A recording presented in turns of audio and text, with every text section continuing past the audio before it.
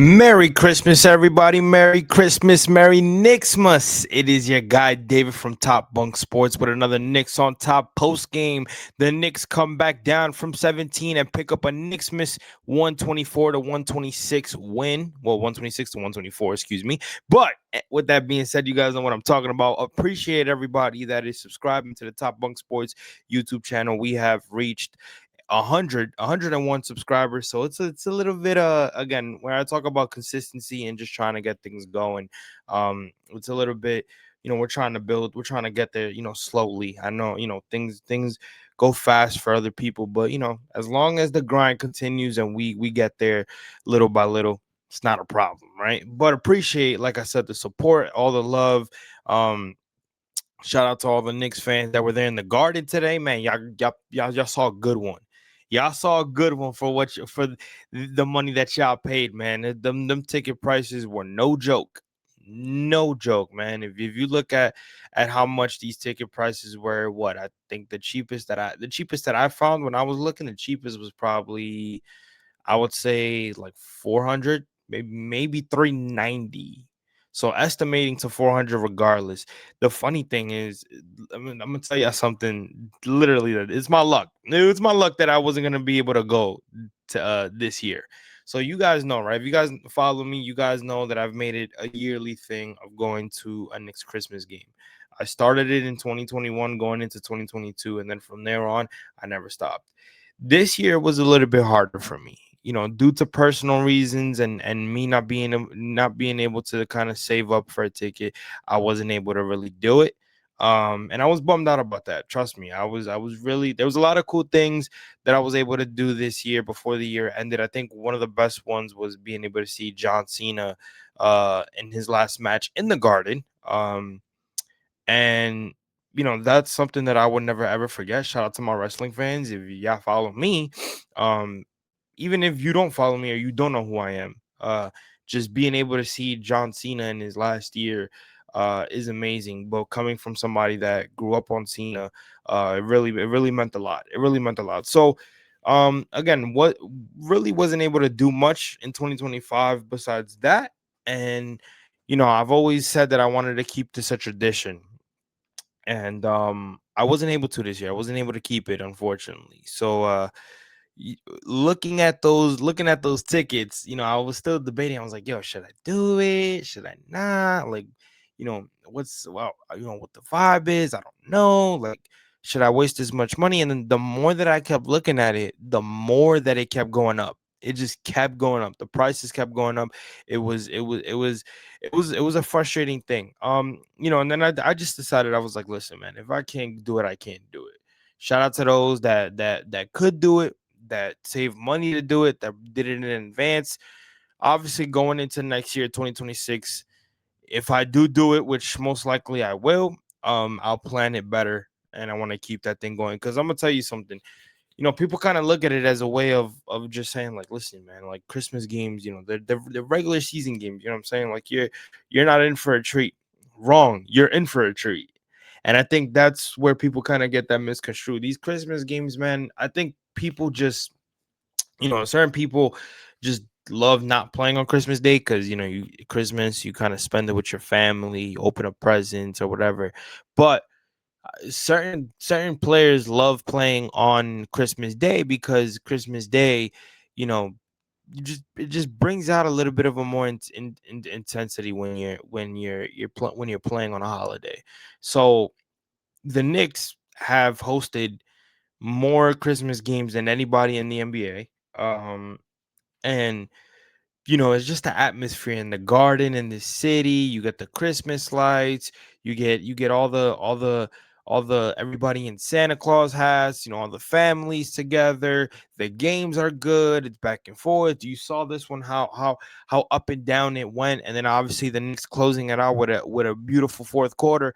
It just you get those type of vibes. Not every game is gonna be like that.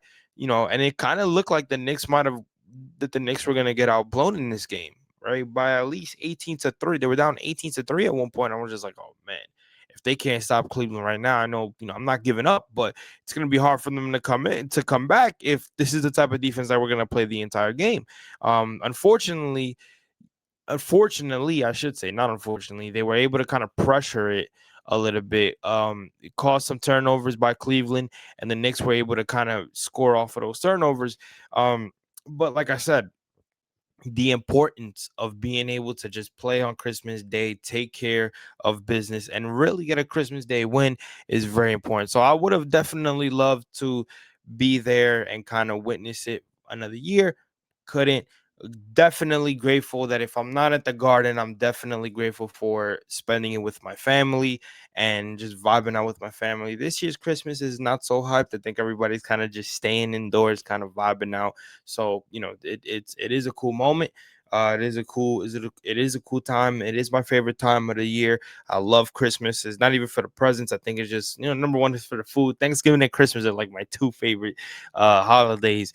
One is for the food, but it's also just it's a time to reflect because you are towards the end of the year, and it's also a time to spend with your family. So I hope everybody's doing that. I hope everybody's having a beautiful Christmas. Shout out to Knicks Nation that is celebrating their Christmas with the loved ones. My blessings and my prayers to those who have lost somebody that is not here with you guys to celebrate the Christmas. I know that whoever has lost somebody on Christmas Day, Christmas Eve, or know somebody that is not here with them anymore that loves to spend the holidays. My hearts and my prayers are with you guys because I know you guys are thinking about them. But with that being said, like I said, Merry Knicksmas to everybody, and let's get straight to the game. Like I said, the New York Knicks found themselves down 17 points in the fourth quarter, came back and made a beautiful run. I have my post-game notes that I will show you guys right about now. So I'm going to read that to you as we go. The Knicks complete a season-high 17-point comeback to win this game today. New York outscored Cleveland 42-28 and went on a 24-8 run in the fourth quarter to beat the Cavs and give them a 2-0 lead in the season series. Jalen Brunson didn't start well, but finished well, dropping 13 points, making 3 threes, and shooting 50% in the fourth quarter to cap off the comeback. Tyler Kolek, who has been absolutely beautiful since playing exceptionally well in that NBA Cup championship against the San Antonio Spurs. Tyler Kolek had another sweet game from him. I don't even know why I said it like that. Excuse me. 16 points, a perfect 3 of 3 from the perimeter, and a plus 14 in point differential. Tyler Kolek and Jalen Brunson are your players of the game tonight. And then obviously, your next game is against the Atlanta Hawks in Atlanta on the 27th. So 2 days from now, the Knicks have to fly back, if I'm not mistaken, tomorrow. I'm sure they're going to spend the day with their family on the holiday and then fly in tomorrow into Atlanta to then play on Saturday. Excuse me. They're going to play on Saturday against the Atlanta Hawks. They are on a 3-game road trip. So they start that 3-game road trip on Saturday against the Hawks. But a beautiful game nonetheless. Let's go straight into the box score real quick. Again, there you see it. Knicks kind of, if you look at the total scores in each quarter, Knicks were outscored 38 to 23, and then they made a beautiful run in the second quarter to finish the quarter up by 2. They were up 60 to 58, but they outscored Cleveland 37 to 20. And then obviously Cleveland came back in, scored another 38 points, and outscored the Knicks 38 to 24. Now it's very funny how the first and third quarter are actually similar into when it comes into the overall total points, because if you pay attention to the defense that New York was playing on Cleveland, man, it was almost like the first quarter. The defense was abysmal. Cleveland got whatever they wanted, and you start to think to yourself, like, dude, if we continue to play defense like this, like we played in the first quarter, we might not find ourselves out of it. Now, of course, you look at the second quarter, you're like, listen, if they can make a run in the second quarter and you're struggling in the third quarter, what makes you think you can't make a run in the fourth quarter? Now, that's absolutely true. But again, you don't want to always put yourself in those positions as a basketball team because of the fact that you're not always going to find yourselves in those type of comebacks. There are going to be moments, and this is just basketball. This is how sports works. You're not always going to have a 17-point comeback. In a way, you find yourself down 17, that is a wrap. that is a wrap. So that could have happened to the New York Knicks today, where they could have been down 17 going into the fourth quarter, and they could have never recovered. A lot of key things happened in that excuse me, in that fourth quarter, but I will get to that after I complete the box score. So let's look at the team stats, and let's look at the game leaders real quick on my left side. As you guys see the screen, I'll share the tabs. Again, when I didn't realize I had the other tab open, but when I was talking about what I just said about the total scores of each quarter, this is what I'm talking about. You pay attention to at least the first quarter where Cleveland finished on outscoring the Knicks 38-23, and then they did it in the third quarter where they dropped another 38 and outscored the Knicks 38-24. And then if you look here, right, 20-37, 28-42, 42-28 for the fourth quarter for the New York Knicks. So again, an up and down game to say the least. But let's look at the game leaders right here. Donovan Mitchell leading the Cleveland Cavaliers with 34 points, while Jalen Brunson, who started off the night very cold, finished strong with 34 points, shooting 10 out of 25 from the field, 8 of 10 from perfect from the free throw. Well, missed only 2, but good numbers from the free throw line. Rebounds, Evan Mobley led the Cavaliers with 9 rebounds, while Karl Anthony Towns, who had a subpar game, had 14 rebounds for the New York Knicks. Darius Garland, who had himself a solid game, 10 assists, had 4 turnovers. It's kind of not what you want from your point guard. And then Tyler Kolek, obviously, with 9 assists, going off for the New York Knicks, especially in that fourth quarter, dropping 11 points with a total 13 points, excuse me, finishing with a total of 16 points on the game so far. Let's look at the team stats again. Knicks shooting 44 they finished 44-94 from the field, shooting 47% from the field. They were 21 of 44 from 3, finishing 48% from 3. Then free throws, they were 17 of 22, so pretty good. 77% from free throws, 43 rebounds, excuse me, as a team on rebounds. 12 offensive rebounds, 31 defensive rebounds. And a lot of that had to do with Mitchell Robinson in that fourth quarter where the Knicks went on a 9-0 run.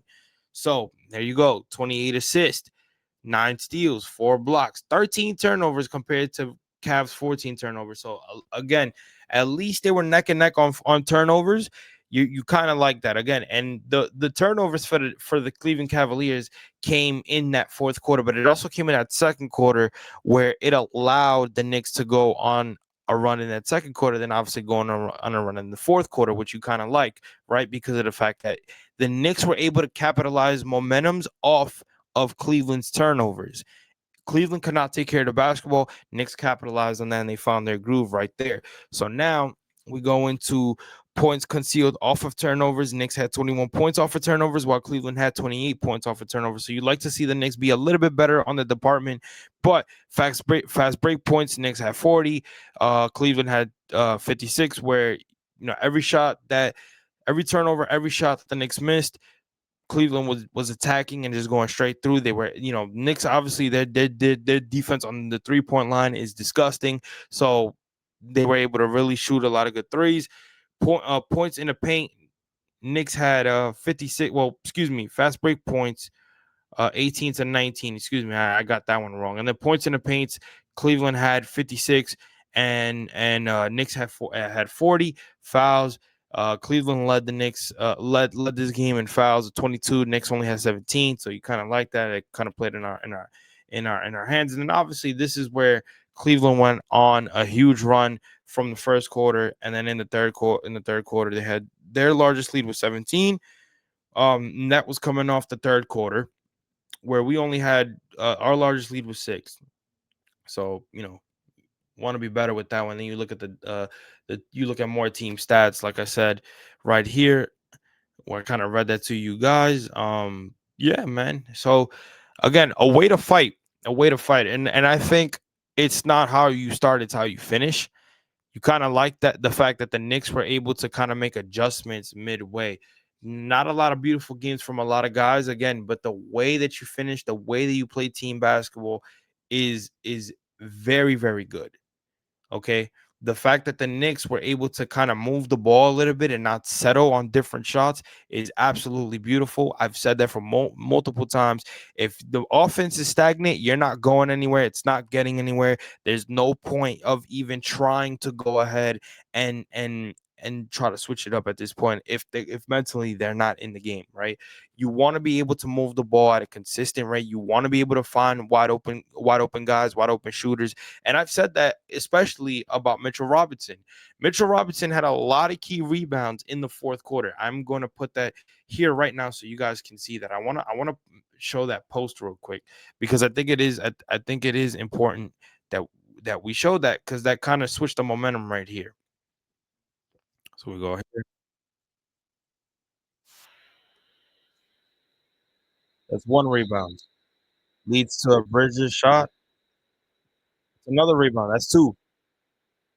Brunson connects.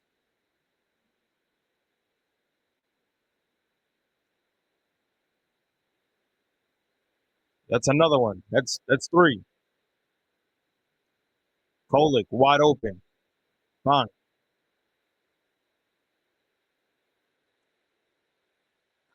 JC for three. Corner.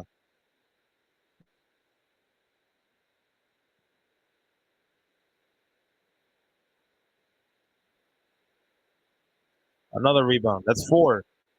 Waddle right there. Kolick. Bam.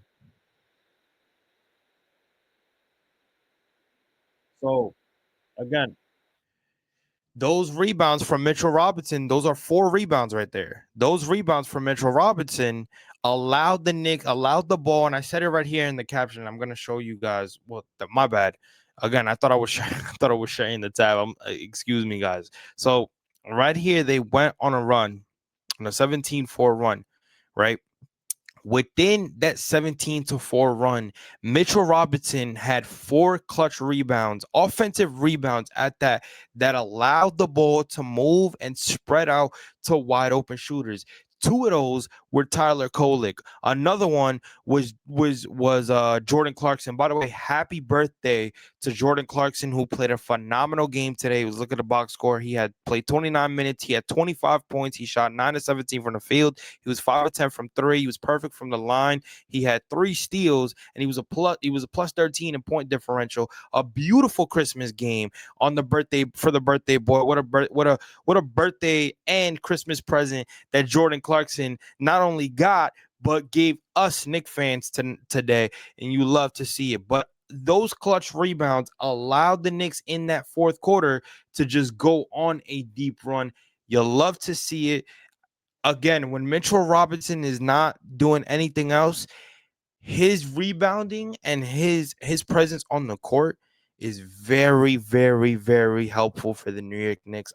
And people don't understand that when Mitchell Robinson is crashing the boards, whether it's offensively or defensively, it helps the Knicks on so many ways because what he does is when he gets those rebounds, especially defensively, I mean, offensively, excuse me, especially offensively, when he's crashing the boards, he spreads it out right away. He doesn't wait. He does not wait. A lot of the times he spreads it out and it doesn't result in a turnover. It goes back to the top of the key. They're resetting, finds a wide open man. Like his presence so much on that court is so helpful for this team, and I don't think people really understand that. So shout out to Mitchell Robinson, another guy. Like I said, I think Jordan Clarkson. I mentioned Jordan Clarkson being able to put the ball on the floor and get his own shot, a quick release on when he shoots the ball from three, being able to be a defensive presence, which is what the Knicks were looking for as well. Being able to come off the bench and really set the tone when he's in there. Jordan Clarkson is a true vet that any basketball team in the NBA needs, and that is 100% fact. Another guy that I think everybody's talking about and absolutely loves it is Tyler Kolick. Tyler Kolick, ladies and gentlemen, is a fucking beast. Tyler Kolick is a wizard when it comes to the basketball. And I made this post about him because I think it is important that we talk about it. I'm going to put it up here. Tyler Kolick made a clutch, those clutch threes that you saw, but right here, where you're getting into the game, right? So So Brunson ties the game 113 with a clutch three at the right side of the wing, right? All of a sudden, Cleveland scores. Cleveland scores, and they're up 17 to 117 and 113. Right, Tyler Kolek hits a big shot right here, and and obviously you see the feed right here. This is a big shot right here. That defensive glass. Brunson finding him right there. Kolek not even hesitating. Bam, right there. That is a clutch three with 2 minutes left in the fourth quarter. Tyler Kolek does not hesitate. Tyler Kolek is very smart with the basketball. Tyler Kolek can spread the floor out, can find his teammates when they need to, and he pushes the pace. He does not wait. I know he causes turnovers from here and there. He had 2 turnovers last game, and he had 2 turnovers today. I get that. Listen, he's not perfect, but you want to know something? A lot of Knicks fans were always saying last year during the playoffs in the ECF against the Indiana Pacers, yo, we wish we had a point guard like TJ McConnell. We have our TJ McConnell. Here's the only difference between him and TJ McConnell. TJ McConnell can't shoot. Tyler Kolek can shoot. But his game, it's very equivalent to Tyler Kolek in a way. The way that they're able to push the pace in the game, the way they are able to distribute the basketball, and the way they're able to move without the basketball when they're cutting, right? They're quick on their feet. Their game equivalent so much, and you love to see it. Tyler Kolek's confidence is just going up, and him and Deuce as a backcourt is fucking amazing. I hope that if we don't trade for a superstar and we win with this core right here, that they keep those 2 guys, because I'm telling you, that is 2 good guards that you can obviously continue to build on with what they bring to the table, especially with Deuce, right? Deuce's game, I keep saying it over and over, Deuce's game is elevating on both ends of the court, especially defensively, right? His defensive presence has always been the talk of the town when he came from Virginia and the Knicks drafted him. So now with Tyler Kolek, a guy that can do a lot of things offensively, he has an offensive bag. You have 2 good guards coming off your bench that can do a lot. And again, I've always said this, with guys getting minutes regularly, you're gonna see a lot from these kids, man. You're seeing a lot from Tyler Kolek. A lot of Knicks fans were ready to give up on him last year. Why? Because Tom Thibodeau wasn't playing him. You couldn't see a full potential on Tyler Kolek because Tom Thibodeau wasn't giving him the opportunity. Now he's getting his opportunity, and now you're seeing what this kid can do on the court and with the basketball, and it's special to see. And ever since he played that game on the NBA Cup championship and he was able to do what he did against the Spurs, this kid's confidence and this kid consistently has been on fire and enjoyable to watch, and you love to see it. So shout out to Tyler Kolek. Another beautiful game. It's beautiful to see. Again, Jalen Brunson going in there and again, didn't start off well. Did not start off well. It got to a point where you were looking in this third quarter like, listen, if we lose this game, this is on Jalen Brunson. You cannot have a game like that. You cannot. And of course, he's been awesome. I know people are gonna be like, well, the last couple games, he's been phenomenal. I understand that. But we gotta also hold him accountable as a captain, right? If I don't see no Knicks fan saying, well, we're just gonna give him a pass tonight or today because he's been having a couple good games before this. Well, he had a day off. And if he's truly hurt, I would have much rather him not played so he could stay healthy and get his rest than him come into this game and risk something. But he wasn't hurt. I think they just wanted to give him the day off against Minnesota, and that's what they did. And look, you put him in this game. So a lot of Knicks fans are gonna hold him accountable. Again, he did not start off well. You look in the first quarter, he only had 10 points. He was a minus 15 in point differential. He only shot 40% from the field. He was 4 of 10 from the field, 1 of 5 from 3.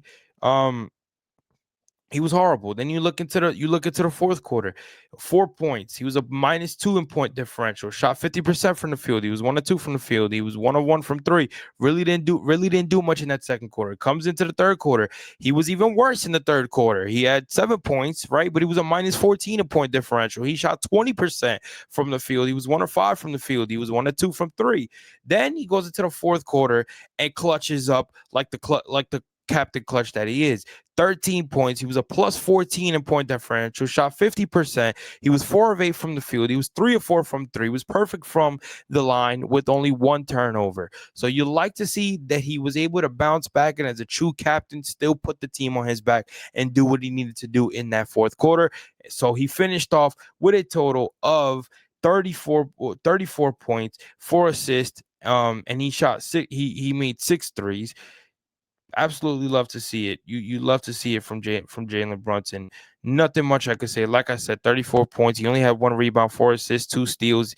He was a minus 17 overall in point differential. So it's a bit astonishing. It's not astonishing. I would say it's more disgusting, right? But the fact that when the game mattered in that fourth quarter where it was neck and neck, he was able to come up clutch, and that's what you need. He shot 40% from the field overall. He was 10 of 25 from the field, 6 of 12 from 3, 8 of 10, like I said, from the free throw line. He had 3 turnovers, so you could want him to clean that up a little bit as a guard.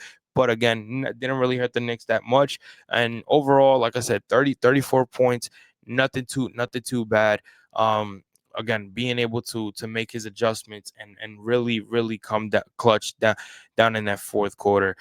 You like to see a better game from OG Anunoby. I know he made a couple threes, uh, but you want him to be want him to have a much better game. Only 8 points. He was 3 of 7 from the field. He was 1 of 4 from 3. Well, a couple shots. He made 1 3, and then he obviously made 3 more jumpers, 2 rebounds, 2 assists, 1 turnovers, 1 block. He was a minus 3 in point differential. So really, he wasn't present in this game. Karl-Anthony Towns, another one. He was 11 points, 5 of 13 from the field, 0 of 2 from 3. He was 1 of 2 from the line, 14 rebounds. So again, being able to make his presence known and doing more if you can't score, right? 14 rebounds. He had 1 assist, 2 turnovers, 2 steals, right? So in that fourth quarter, he was able to. His defense was up there just a little bit, and you're seeing that because he was a plus 7 in point differential, right? That fourth quarter defensively, Karl-Anthony Towns was pretty good if you were watching the game, right? Josh Hart, 15 points, 5 of 9 from the field, 2 of 5 from 3. Perfect from the line. He had 5 rebounds, 3 assists. He had only 1 turnover, and then he was a minus 19 in point differential. But he did get hurt as he was going up for a layup. He rolled his ankle, and you could tell he just couldn't continue in the game. He was hobbling really bad. He was in pain. So my prayers and hope that Josh Hart is okay. He had a solid game today. Shout out to him. And then obviously Mikal Bridges, 12 points, 5 of 10 from the field, 2 of 4 from 3. He didn't go to the line today. He had 3 rebounds, 4 assists, 2 turnovers, 2 steals. He was a plus 9 in point differential. So again, kind of making his himself noticeable, and didn't really have a good scoring game, but doing the other little things that I think helps this team get to where they want to get to as a championship team. And then obviously Jalen Brunson doing what he was doing, Jordan Clarkson doing what he was doing, Mohamed Diarra. When he came into this game, he made two shots and really made himself known early in this game. You kind of see the confidence on the Knicks where they trust him more. Mike Brown trusts him more than Yabusele, and you're seeing that.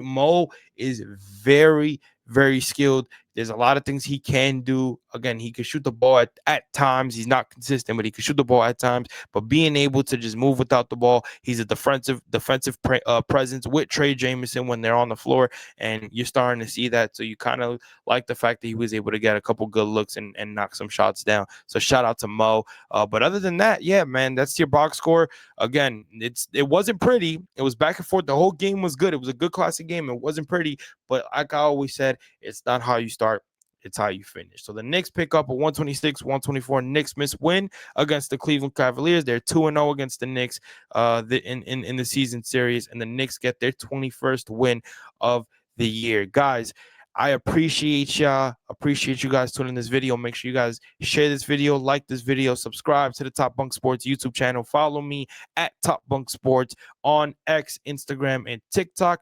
Merry Christmas to everybody. Hope everybody has a blessed one. Hope everybody is enjoying it with their family. Hope everybody's eating up well. Everybody's enjoying their presents, man. God bless everybody. Let's go Knicks. Happy Christmas. Merry Knicksmas. And it is your boy David from Top Bunk Sports, and I will catch you guys on the next post-game video on Saturday when we play the Atlanta Hawks. I'm out, guys. Merry Christmas. Peace out.